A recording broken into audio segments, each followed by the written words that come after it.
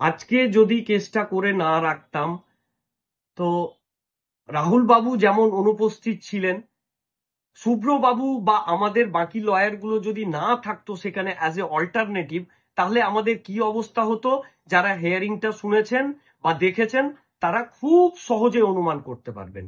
আপনারা যে কোনো গ্রুপকে সমর্থন করতে পারেন, সেটার জন্য আপনারা স্বাধীন, কিন্তু বলবো দাদা দিদি, ভক্ত হবেন না, ফলোয়ার হন, অন্ধভক্ত ভক্ত এসবে যাবেন না। 1241 যারা রয়েছেন আপনারা প্রত্যেকে কিন্তু কেপেবল, আপনারা নিজের যোগ্যতা প্রমাণ করে এই জায়গায় এসেছেন, কালকে আপনারা জবটা পাবেন, নিজের যোগ্যতাই জবটা পাচ্ছেন। কোনো মহাপুরুষের কোনো ক্ষমতা ছিল না। যদি 14,052 জনের নিয়োগের অর্ডার আমাদের না থাকতো, তাহলে আমার মতো আর বাকি 4 জনের আমরা মানে কোনো কিছুই না। আমরা সামান্য একটুখানি কোর্টে গেছি, হয়তো দাঁড়িয়েছি, আপনাদের ফোন রিসিভ করেছি, কথা বলেছি, ওখানকার মেসেজগুলো এখানে কনভে করেছি, এখানকার মেসেজগুলো ওখানে কনভে করেছি, দ্যাটস ইট। এর বাইরে আমাদের কারো কোনো ক্ষমতা ছিল না। কোর্টের অর্ডার না থাকলে আমরা চাকরিটা পেতাম না। আর একটা কথা বলি, 14,052 জন, 14,052 জনে যা ভ্যাকেন্সি ছিল ওটা পরপর পরপর পেয়ে গেছে। সেটা কমিশন সরকারের সদিচ্ছা ছিল, পেয়ে গেছে। আমি তাদেরকেই কুডনিস জানাবো যারা 1241 জনের জন্য ফাইট করেছে, তাদেরকেই থ্যাংক ইউ জানাবো যারা 1241 কে নিয়ে লড়াই করেছে। কেননা 1241টাই ছিল কঠিন লড়াই। এই লড়াইয়ে চলার পথে যারা যারা আমাদের হেল্প করেছেন, আমাদের পাশে থেকেছেন, প্রত্যেককে আমি ধন্যবাদ জানাচ্ছি। আপনাদের সহযোগিতা না থাকলে এত দূর আসা যেত না। আবারও বলছি, সবাইকে মন থেকে থ্যাংক ইউ, গুড নাইট, ভালো থাকবেন। যতক্ষণ না চাকরি পাচ্ছি, 1241-এর একটা ক্যান্ডিডেট যতক্ষণ পড়ে থাকবে, প্রমিস করছি আপনাদের, ততক্ষণ পর্যন্ত কিন্তু শান্তিতে বসে থাকবো না। আর ততক্ষণ পর্যন্ত সরকার তথা কমিশনও শান্তিতে বসে থাকতে পারবে না আমাদের নিয়োগ না দেওয়া পর্যন্ত। আসসালামু আলাইকুম, আল্লাহ হাফিজ, গুড ইভিনিং, নমস্কার। First of all congratulation to our team 1241। প্রত্যেকটা ইন্ডিভিজুয়াল যারা 1241-এর মধ্যে রয়েছে তাদেরকে মন থেকে অভিনন্দন জানাচ্ছি। আপনারা সবাই অলমোস্ট আশা করি আজকের হিয়ারিংটা দেখেছেন। যারা দেখতে পারেননি, পরে হয়তো রেকর্ডেড হিয়ারিংও নিশ্চয়ই দেখেছেন। এতক্ষণে আপনারা জেনে গেছেন যে আমাদের কি অর্ডারটা বেরিয়েছে। তো কোর্ট থেকে আসার পরে আমি শুয়ে পড়েছিলাম, আমাকে অনেকে ফোন করেছেন, মেসেজ করেছেন, তো ইন্ডিভিজুয়ালি সবাইকে রিপ্লাই দিতে পারিনি বলে এই ভিডিওটা করছি। তো আমি সচরাচর ভিডিও এসবে খুব একটা কমফোর্টেবল নই। অনেকদিন আগে একটা ভিডিও করেছিলাম, আজকে একটা করছি এই মুহূর্তে আপনাদের কিছু বলার জন্য, যেই কথাগুলো আমার মনে রয়েছে। তো প্রথমেই আমি আজকের হিয়ারিংটা নিয়ে বলবো যে আমরা সবাই জানতাম যে প্রথম দুটো কন্টেম্প পিটিশন রয়েছে, যেগুলো নোটিশ সার্ভ করা হবে বলে আমরা জানতাম। তো 1 আর 2 ছিল নোটিশ সার্ভ করা, অ্যাজ ইউজুয়াল 2 মিনিট লাগে, 2 মিনিট করে 4 মিনিটে ওদের হয়ে গেছিল। 3 নম্বরে আমাদের কন্টেম্প ছিল সুশান্ত ভাইয়ের। তো 1-2 যাওয়ার পরে 3 নম্বরে কন্টেম্প আসলো। কমিশনের সিনিয়র লয়ার মিস্টার বাসু থেকে শুরু করে, সুতানু পাত্র বাবু থেকে শুরু করে, এই রাজ্য সরকারের লয়ার থেকে শুরু করে সবাই উপস্থিত ছিলেন।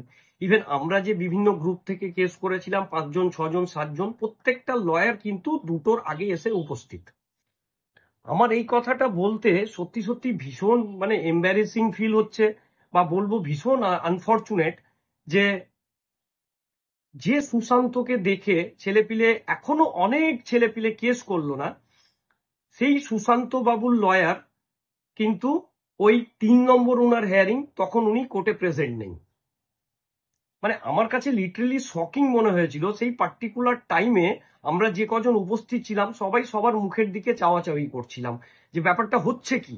ইভেন আমাদের যিনি লয়ার শুভ্রবাবু, উনি আমাকে বারবার করে বলছেন যে সুশান্ত লয়ার কোথায়।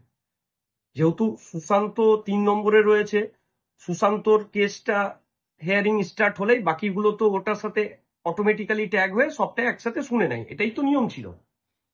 তো দেখলাম যে সুশান্ত বাবুর লয়ার নেই। এত ভাইটাল হিয়ারিং, 11 বছর ধরে যেখানে ছেলেপিলে আমরা সাফার করছি, সেখানে আজকে যেখানে আমাদের অর্ডারটা বেরোবে, যেটা নিয়ে আমরা অলমোস্ট সবাই নিশ্চিত ছিলাম, সেখানে দেখলাম সুশান্ত ভাইয়ের লয়ার নেই। সত্যি ভীষণ আনফরচুনেট। যাকে 3 নম্বরে ছিল, 3 নম্বরটা স্যার দেখলো যে পিটিশনারের লয়ার নেই, ব্যাস 3 নম্বরটাকে ছুঁড়ে ফেলে দিল। 4-5 হেয়ারিং হলো, বেশ আপনারা দেখেছেন নিশ্চয়, আমার বলার অপেক্ষা রাখে না, আপনারা হেয়ারিংটা দেখলেই বুঝতে পারবেন যে আমি যা যা বলছি আপনারা ওটাকে আবার মিলিয়ে দেখে নিতে পারেন, ক্রস চেক করতে পারেন। তো যাকে এটা হয়ে যাওয়ার পরে এই সুশান্ত বাবুর লয়ার আসলেন, তারপরে কি হলো আপনারা দেখলেন যে আমাদের যিনি লয়ার ছিলেন শুভ্র প্রকাশ লাহিড়ী স্যার, উনি ওখানে অ্যাপ্রোচ করলেন। তারপরে দেখুন কন্টেম্পট পিটিশনে নর্মালি কি হয়, কন্টেম্পট যদি রাজ্য সরকার বা এসএসসি দিতে রাজি না হয় তখন অন্য কোনো লয়ারের বলার কোনো অপশন থাকে, কিন্তু এক্ষেত্রে যেখানে রাজ্য সরকারও রাজি ছিল, এসএসসিও রাজি ছিল, আর তো আমাদের অর্ডার দিয়েই রেখেছিল চাকরি পাওয়ার জন্য, তো অ্যাজ সাচ কোনো লয়ারের কোনো কিছু বলার ছিল না বা থাকে না এই কন্টেম্পট পিটিশনে। আর্গুমেন্টটা ছিল এসএসসির লয়ার আর আমাদের মহামান্য আদালতের যিনি জাজেস দ্বয় ছিলেন তাদের মধ্যে, তাই তো। তো এবারে সেরকম হলো। তো এসএসসি যে এফিডেভিটটা দিয়েছিল বা কোর্ট যে এফিডেভিটটা ওনাদের কাছ থেকে চেয়েছিল যে আপনারা যে কনভার্সন করবেন, কি করবেন না করবেন, সেটা আমাকে রিটিন আকারে সাবমিট করুন, তারপরে আমরা সেটাকে দেখে স্যাটিসফাইড হলে আমরা অর্ডারটা আপনাদের দিয়ে দেবো। তো সেটাই হয়েছে, আমরা সবাই অর্ডার পেয়েও গেছি। এবারে বাকি থাকে আমাদের কাউন্সিলিং এর পালা, তো সেটাও আশা করি আমরা খুব সুন্দরভাবে উতরে যাব। এবার বাকিটা আপনারা যা কোর্টের জাজমেন্ট আছে সেটা পড়ে নিয়ে অলমোস্ট সবাই ভালোভাবে বুঝে যাবেন, আমার মতো মানুষের বলার অপেক্ষা রাখে না। তো আমি দু একটা আলাদা পয়েন্টে কথা বলবো, যে সুশান্ত বাবুর লয়ারটা আজকে কেন 3 নম্বরে হেয়ারিং থাকা সত্ত্বেও প্রেজেন্ট ছিল না, যেখানে সুশান্ত বাবুর লয়ার বা সুশান্ত ডে 1 থেকে এই কাজটা করছে। আমি পার্সোনালি এর আগেও বলেছি যে ভাই আমি সুশান্তকে পছন্দ করি না ব্যক্তিগতভাবে, এবার আমার পছন্দ করার উপর কিন্তু সুশান্তর বা অন্য কারো কিছু ডিপেন্ড করে না, কিন্তু আমি একটা জিনিস বারবার করে অল ওয়েটিং গ্রুপেও লিখেছি বা আমাদের পার্সোনাল গ্রুপেও লিখেছি যে সুশান্ত 100% না 200% শিওর না হলে কোনো বার্তা গ্রুপে দেয় না, এটা কিন্তু আমি প্রথম দিন থেকে নোটিস করেছি। তো ও 200% শিওর থাকে তাহলেই বলে, এই জিনিসটা আমার ভীষণ ভাল লাগে, যদিও ওর বার্তাগুলো যা লেখে ওগুলো বুঝতে অনেকটা সময় লেগে যায়, তারপরেও আমি এইটুকুনি বারবার করে বলবো যে সুশান্ত 200% শিওর না হলে ও কিচ্ছু লেখে না। 2 নম্বর কথা হচ্ছে সুশান্তর ব্যাপারে বলি, ও প্রথম দিন থেকে আজ পর্যন্ত যা যা করেছে সত্যি সত্যি প্রশংসার যোগ্য, এটা নিয়ে কারো দ্বিমত থাকার কোনো রকমের চান্সেস নেই। এত কিছু বলার পরেও বলবো যে 3 নম্বরে হিয়ারিং থাকা সত্ত্বেও কেন সুশান্ত বাবু লয়ার উপস্থিত ছিল না, সেটা আমার কাছে কিন্তু সত্যি মানে অবাক করার মতো ব্যাপার। আর আপনারা যারা দেখেছেন তারাও আপনারা ফিল করেছেন সিচুয়েশনটা কি অবস্থায় দাঁড়িয়েছিল। এবার আমার কেস রিলেটেড কয়েকটা কথা বলি আপনাদের, যে আমি অল ওয়েটিং গ্রুপে একটা মেসেজ দিয়ে কেস করতে গেছিলাম। আমি প্রথম দিনও বলেছিলাম যে আমি স্বার্থপর, আজও বলছি আমি স্বার্থপর, আমি কারো চাকরি নিয়ে কনসার্ন ছিলাম না, আমি আমার চাকরি নিয়ে ভাই কনসার্ন ছিলাম। এবার আমার চাকরিটা কি করে আদায় করতে হবে সেই ব্যাপারটা, সেই কনফিডেন্সটা আমার মধ্যে ছিল বলে আমি এতদূর এগিয়েছিলাম। এবার আমি যখন মেসেজটা করে যাই অল ওয়েটিং গ্রুপে, সেখান থেকে আমার পাশে এসে দাঁড়িয়েছিল আমার দাদা দিদি ভাই বোন 150 জন। সেই 150 জনকে আমি পার্সোনালি থ্যাংক ইউ না বলে পারছি না, কিন্তু আমি মন থেকে অলওয়েজ চেয়েছিলাম যে 1241 জন আমরা যারা পড়ে রয়েছি তাদের সবার চাকরি হোক, কিন্তু সত্যি কথা বলতে আমি রেসপন্সিবল ছিলাম 150 জনের প্রতি, আর যতক্ষণ না তাদের চাকরি হচ্ছে ততক্ষণ পর্যন্ত আমি তাদের প্রতি রেসপন্সিবল থাকবো। আশা করি আজকে আমরা প্রথম হার্ডেলটা পেরিয়ে গেছি, যতক্ষণ আমরা চাকরি পাচ্ছি কাউন্সিলিং করে স্কুলে যাচ্ছি ততক্ষণ পর্যন্ত আমরা শান্তি নিয়ে বসবো না, এইটুকুনি আপনাদের প্রমিস করতে পারি। এবার বাকি যা গ্রুপ রয়েছে নিজের নিজের গ্রুপ রয়েছে ওরা নিজেদের মতো করে ট্রাই করবে, কিন্তু একটা কথা আমি বলি, আর দেখুন যে এই ভিডিওটা আপলোড হওয়ার পরে অনেকে অনেক রকম পজিটিভ নেগেটিভ কথা বলবেন, দেখুন সুশান্ত বা আর বাকি যারা গ্রুপ রয়েছে তারা কেউ আমার মায়ের পেটের ভাই না, কারোর সাথে আমার জমি জায়গার বিবাদ নেই। আমার চাকরিটা দরকার ছিল, চাকরিটা দরকার আছে বলে আমি নিজে থেকে ফাইট করার উদ্যোগ নিয়েছিলাম। সেই পথ চলার ক্ষেত্রে আমার সাথে 150 জন হাজির হয়েছিল। আমি কারো নাম এখানে বলতে চাইছি না, প্রত্যেকটা মানুষ, ইভেন যারা 150 জনের মধ্যে ছিল না, অন্য গ্রুপ থেকে কেস করেছে, তারাও আমাকে ফোন করেছে। আমি কখনো কাউকে এটুকুনি জিজ্ঞেস করিনি যে ভাই, দিদি, দাদা, আপনি কোন গ্রুপে রয়েছেন। আমাকে যে ফোন করেছে, আমি আমার ন্যূনতম নলেজ থেকে যা যা বলার আমি তাদেরকে বলেছি। কেন যে আমার কাছে কোনো পরমাণু অস্ত্র বা পরমাণু হাতিয়ার বানানোর কোনো ফর্মুলা ছিল না যে আমি তাদের কাছ থেকে হাইড করে যাব। যেটুকুনি আমি জানতাম সেটুকুনি বলেছি, ভদ্র সভ্যভাবে যেটুকুনি ভাবে বলা যায় সেটুকুনি বলেছি।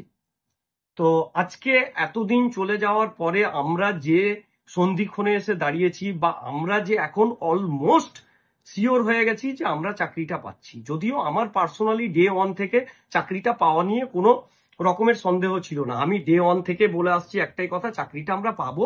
কবে পাবো জানি না, অনেকে ডেডলাইন দিয়েছেন, তো ডেডলাইন দেওয়ার মতো ক্ষমতা আমার ছিল না, আমি তাই জন্য দিইনি। এখনো আমি ডেডলাইন দিচ্ছি না, কিন্তু এটুকুনি আশা করি যে এখন আর কোনো রকমের কোনো কনফিউশন নেই। এসএসসি যেটা চাইছিল বা রাজ্য সরকার যা চাইছিল সেটা ওরা পেয়ে গেছে।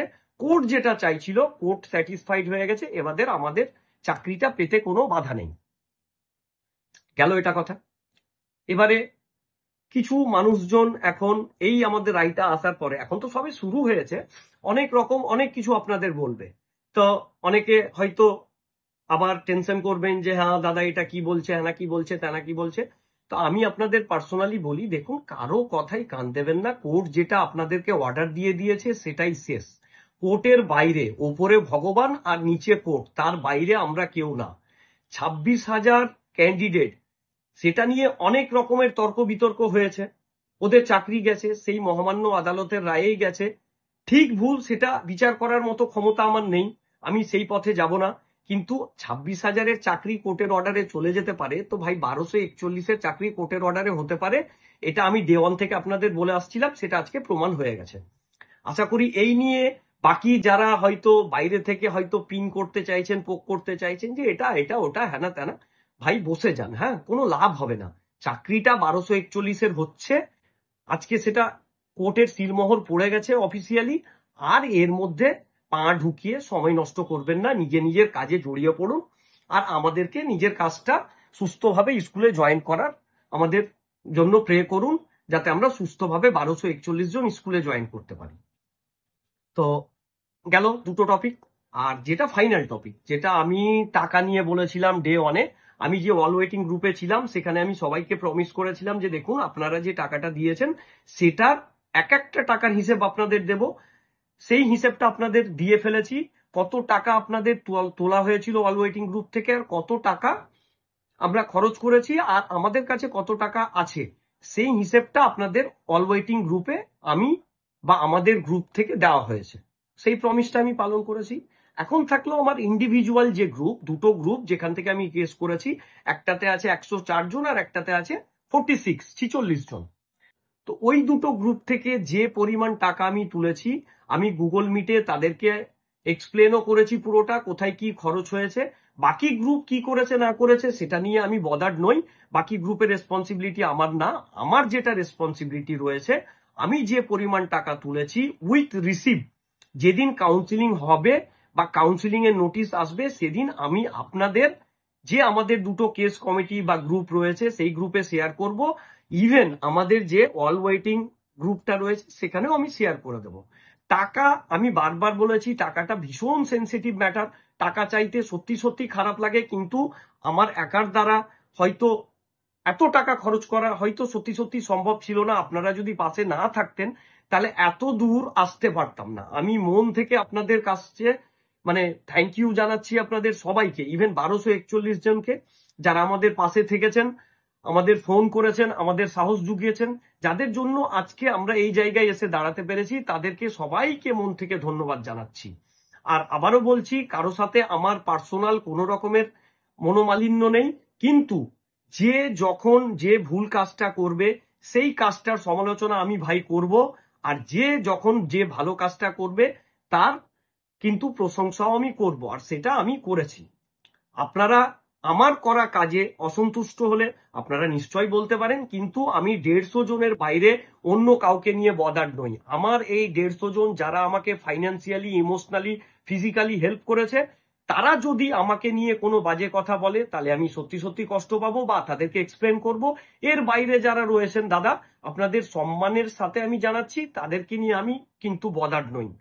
আমি একটা পলিটিক্যাল ব্যাকগ্রাউন্ড বিলং করি, আমি সামান্য একজন গ্রাম পঞ্চায়েতের মেম্বার, আমার চামড়া মোটা হয়ে গেছে এসব শুনে শুনে। আমি জানি যে একটা কোনো ভালো কাজে নামলে অনেকে সমালোচনা করে, অনেকে প্রশংসা করে, তো এসব শুনে আমি ইউজ টু আছি।